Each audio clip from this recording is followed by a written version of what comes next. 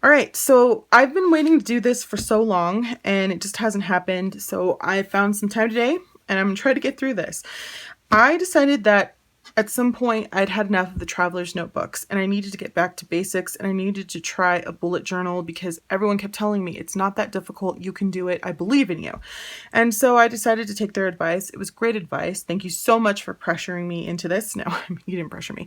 But I went ahead and decided to go with an A6 Leuchtturm 1917, and I do have videos. I will link probably up, you know, in the video somewhere or at the end of this video or down below in the description bar so that you can see how I decided to choose an A6 over the A5 hardcover versus soft cover bullet journal and all that jazz.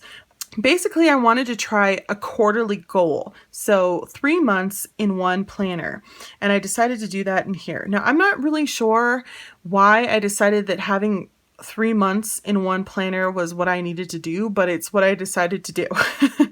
And so it was like this unwritten challenge I had given to myself. I really didn't utilize the table of contents very much.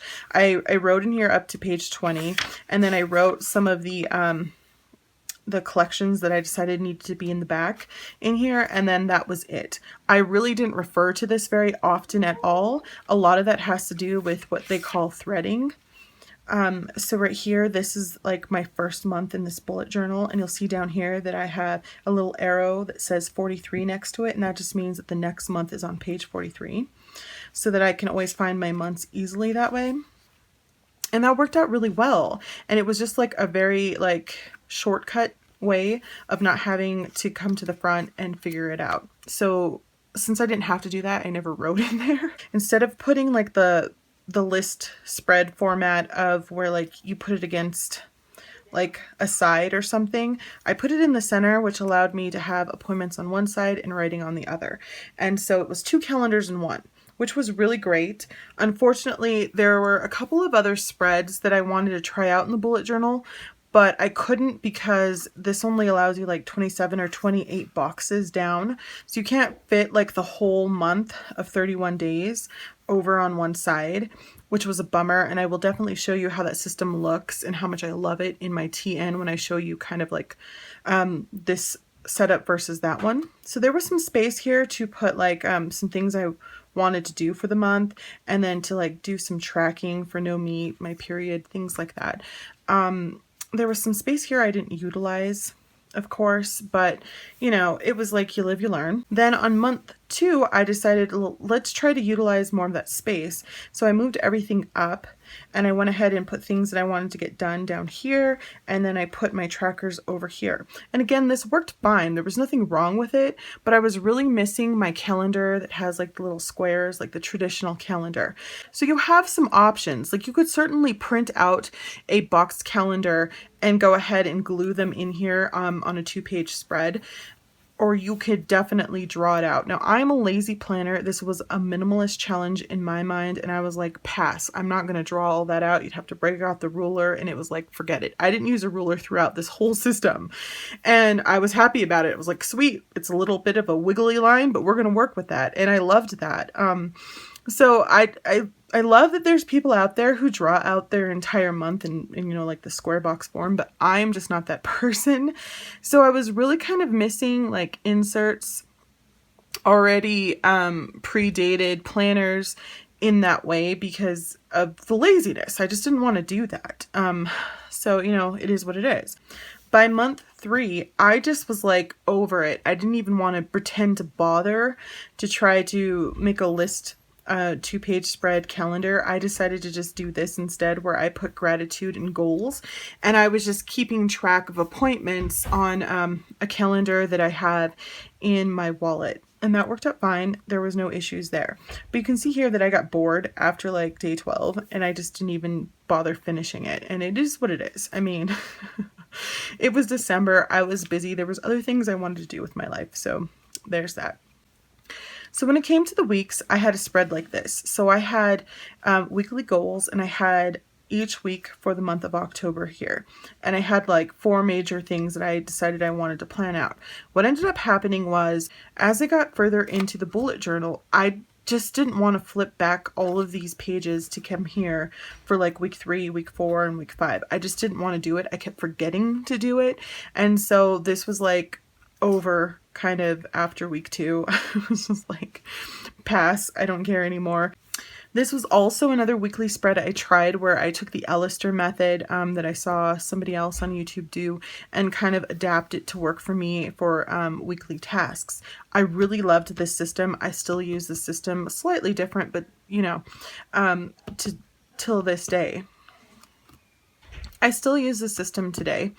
It looks a little different, but I mean, it gets the job done. So this was when I decided I wanted to keep track of my reading and listening to audible books in my bullet journal. So like I was keeping track of how many hours I was reading and then taking some notes and stuff. And that was okay. Then I ended up coming here for my second book and deciding I wanted it all in one like notebook. I decided to get rid of the weekly goals for every single week and just focus on one week at a time. So that's how this looks. And then over here, again, I was using my Leuchtturm method. And then we have week 46 again. It's slightly changing, but still staying sort of the same. Even though I wanted to keep all of my Audible books and books that I was reading all in one notebook, I still wanted to be able to track the hours that I was listening to Audible books and the chapters that I was reading. So I made space there, but everything else sort of stayed the same. You can see here that I decided to use 2 different color pens this week. I decided that I just, you know, I didn't care about making it pretty. I just wanted it to be functional, and it was. Then we got into December, which was month 3, and I decided to switch things up.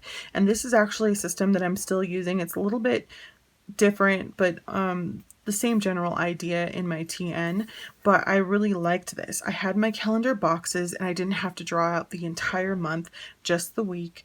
I had a space over here with like a list calendar, which I loved. And then I had a space here for next week so that I could always keep this in my, you know, like mind's eye. Down here, I had my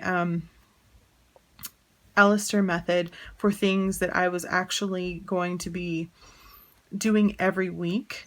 Whereas before, I just had like one big long list, and there was stuff that I did every week on that list, but there's also stuff that like I knew I wasn't going to get done that week, but I decided to throw it there because I didn't have anywhere else to put it, like a next week space. And so this is just to me a little bit cleaner, and I can understand why I just like forwarded one thing all week long.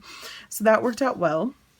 Here you can see that I decided to use the Leuchtturm method like before, but it was pretty empty because the way I ended up spreading things out on this 2-page spread helped me take a lot of things that I was dumping all in the same place and put it in its own sections.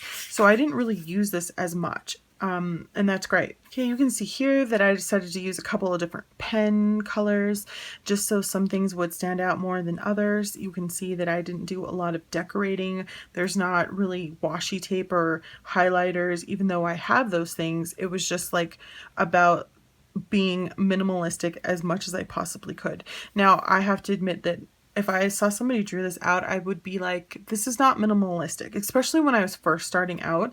And you can see how my weeks have sort of evolved as I felt more comfortable with the bullet journal system and comfortable with just, you know, trying things out. And if it didn't work, who cares? Because I could change it the next week. Whereas when you have a dated planner or a dated insert, it's repetitive, and we kind of just don't like to stay with the same thing week to week. And I loved the idea that I could change it not only week to week, but page to page. Again, I drew this out because I was so used to having it, I didn't even bother using it because this was working out just fine. And again, here is another week, same system, but you'll see that I didn't go ahead and add in the Leuchtturm method before or after because I was just over it. This was working fine, and this was kind of all of the system that I needed. And then I didn't do anything else because I started my bullet journal like towards the end of December in my TN setup because I just couldn't wait and I wanted to. And I had used pretty much every page. I think I only had like 9 to 10 pages left in this whole bullet journal when I decided to do that. So this is the last week that's actually in here. So let's take a look at my days. So I basically drew this out to kind of show myself how my day should go. Like, this is how I kind of hoped my morning routine, if I could get into morning routine, would go. Some reasons why I needed to do YouTube early in the morning and writing early in the morning, because I found that as the day goes on, it's too loud for YouTube and for writing for me to focus and concentrate. And these are two major things I like to do the most and need to get done. So it was best to get them out of the way first thing in the morning. Same thing with night routine. I just kind of wrote how I hoped it would go. And then this was like my indoor exercising routine for winter, which we are in now again.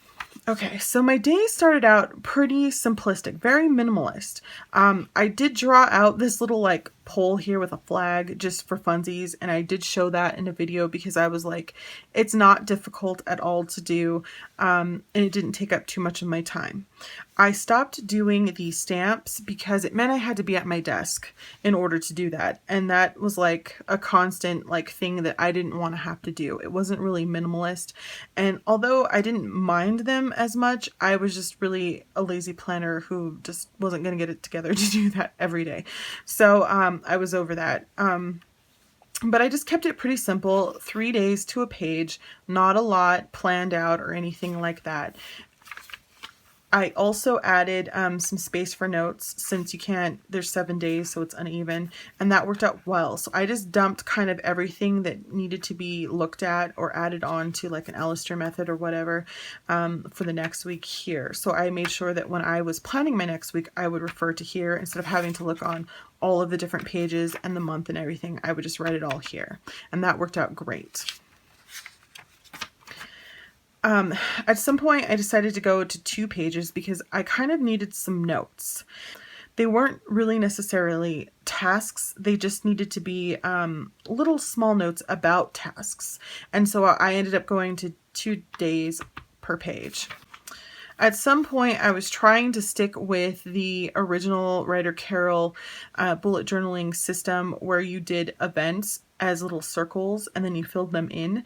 And I was trying to show myself the difference between events and actual tasks, because I just before had tasks up here and events, and so I couldn't see the difference, but I would forget to write them down here. But I mean, I attempted it, I really tried. It didn't work out that well, but you know, it is what it is. More dailies. Okay, so then we come over here. So what I found stressful about having a bound notebook as opposed to having ring bound planners is that sometimes you need an extra page here and you can't really add one because it's sewn, right? So I found these, which worked excellent for the A6 because they were like the exact height, and the tabs stuck out a little bit, but you could just like tear them off and it was not a big deal. So I started using these for like days like this where, I don't remember what day this was. I think it was like Wednesday. And I wanted to plan a video right here on this day. So I just stuck the notes for my Chic Sparrow unboxing right here on this day. And it was awesome because it meant I could add in extra pages. So that was like my way around not having like a ring notebook where you can just like open it and move pages to certain places.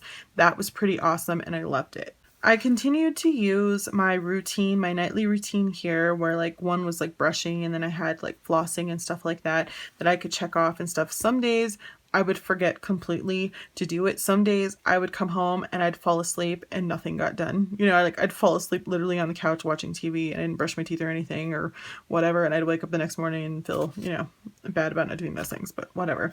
Then at some point I decided, hey, I think I'm going to go ahead and try adding stickers, you know, because I was feeling more comfortable. Again, my planning in the bullet journal was evolving, and I did that for a while and it was cool. I even added a sticker here because I know a lot of bullet journal people draw this stuff out. Again, I'm a lazy planner and I wasn't all about that. It was minimalistic.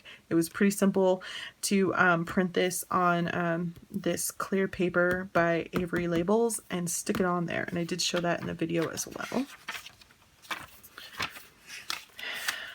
So some more days where I was using the stickers and I loved them. It was pretty easy. I mean, there's nothing more simple than just like popping down a sticker instead of having to draw out the little flag and whatever. Even though it wasn't that much work, it was still minimalistic and I could add some pretty in there. Again, I was adding in pages where I needed notes onto other pages, and that worked out. At some point I decided, hey, it's, you know, getting close to winter and I get really nervous when it gets close to winter because it means I'm not moving around as much. And as somebody who's been overweight and even obese in her life, I always have to try to be aware of what I'm eating. So I tried some like tracking of food here. I had breakfast, lunch, dinner, snacks, and then notes for the day. So I actually went to one a day or 1 page per day this week, and this was in what month? I think it was November. And that was cool. It didn't take much effort to draw this out. It was like a line and a line and a line. I didn't use a ruler. Again, it was very minimalistic. I was just like a wobbly line and it was fine. And that was working out fine, except for some days, you know, as somebody who's an overeater, someone who's a binge eater, you know that you ate shitty that day and you don't want to write it down because it like makes it real, you know, when you say things out loud. And so that wasn't very helpful. And it did take a little bit of effort, not a lot, but a little bit of effort to draw this out. So I was kind of like over it and I decided something else, for a different system for that because it just wasn't working for me anymore and I abandoned ship. And then Carrie Harling did something about printing on vellum and I tried that out and I took some notes and it was awesome. There's some things I did in between the days, like I was trying out some meals and I was like doing recipes for some meals that I use a lot, but I was trying to break them down so that they would be for 2 people instead of like 8 or 10 because that's usually what the recipe calls for, and that was cool. And I just did individual notes and kind of like little collections in between for videos and what have you, and that worked out fine. At some point, I went to time tracking on the side here and then doing like notes up here and tasks down here. I just kind of wanted to get into that morning routine and I found that like keeping track of time and writing down what I did at what time was going to help that. And so I tried that out for a while, which was awesome because again, with this system, you draw out what you feel like you need at the time you need it. Maybe you only need to track things for 1 week or a couple of days, and then you can go back to your regular daily system, and that's fine. I still moved up my nightly routine up here instead of having it on the side, and that worked out. I did a combination of drawing out the day and the number here in sticker, and that was cool too. And then you'll see here that I ended up getting sick of the plague. People say it's not the plague, they call it the flu. I'm pretty sure it was the plague and they're just lying to me. Whatever, I'm immune, Steve. Do you guys know that commercial? You're awesome if you do. Anyway, but these 3 days I was sick and I wasn't going to do anything. So I put 3 days on one page right next to having a day per page, and that's fine. And I loved that about this system. Again, I used stickers and I drew out some things. Who cares? I was just like mixing it up, feeling really comfortable about doing whatever and not freaking out about it. Here again, some more of the same. And then I ended up going into the lightning decks, which I thought was pretty cool. And I wanted to try it out. And it was by Sam Station. And again, I did a video on that. And it was cool that, you know, just to try something different. Again, it was a way to like keep track of time, but it wasn't as linear. I mean, it still is because it goes from like 6 to 12, but I don't know. I liked the lightning bolt. It was kind of Harry Potter-esque and I enjoyed it. And I tried that out for a while. Again, at some point, I felt like I needed to go back to just doing tasks for the day because I didn't feel like I needed to track the time. And then I went back to doing the lightning decks again, just mixing and matching. And then we go into the last month of December, and again, I was using the lightning decks. And then I started going into keeping some journaling in here and just writing down some things for the day instead of like, you know, keeping the actual daily thing. And I was just putting like the date up at the top here, and that was it. I was like, whatever, I don't even care. And these are those pages I didn't use. And then we had like collections that were randomly throughout here. Like this was a list. I didn't even mark anything off on here, but I did all of this. This was like stuff that, lists that I wanted to do for 2018. I've already got those moved into my TN. Over here, I started planning out the things that I would need in my planner for 2018 and collections that I wanted in my new planner. Notes, long-term, YouTube, short-term, calendar. I obviously didn't put anything in short term because it's like anything that's short term is not worth mentioning, I guess. Then I started doing some favorites and things that I all, again, ended up moving into my new traveler's notebook.